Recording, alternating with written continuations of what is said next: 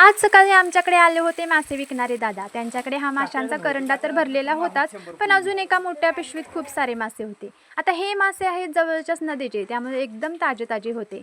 यातल्या एका माशाचं वजन जवळजवळ 1 किलो किंवा त्याच्यापेक्षा पण जास्तच होतं। आम्ही पण एक मासा घेतला।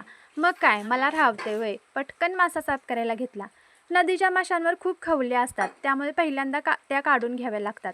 एका चमच्याच्या सहाय्यानं मी त्या काढून घेतल्या, मस्त तुकडे केले आणि स्वच्छ धुवून घेतलं आणि त्यात तिखट, मीठ, हळद आणि कोकमाचं पाणी घातलं। छान मिक्स करून घेतलं आणि 10 मिनिटं तसंच ठेवलं। नंतर तांदळाच्या पिठात थोडासा रवा आणि तिखट मीठ मिक्स केलं आणि माशाच्या तुकड्यांना ते पीठ लावलं आणि गरम तव्यावर तेल टाकून सगळे माशांचे तुकडे दोन्ही साईडून छान क्रिस्पी होईपर्यंत तळून घेतलं। एका साईडला आईनं माशांचे थोडे तुकडे टाकून रस्सा पण बनवला होता। त्यानंतर भाकरीसाठी चूल पेटवली आणि छान भाकरी पण करून घेतल्या आणि गरम गरम जेवण पण करून घेतलं। मंडळी, तुम्हाला जर माझे व्हिडिओ आवडत असतील तर व्हिडिओला लाईक करा, तुमच्या फ्रेंड्ससोबत शेअर करा आणि चॅनलला सबस्क्राईब करायला विसरू नका। भेटूया नवीन एका व्लॉगसह, तोपर्यंत बाय।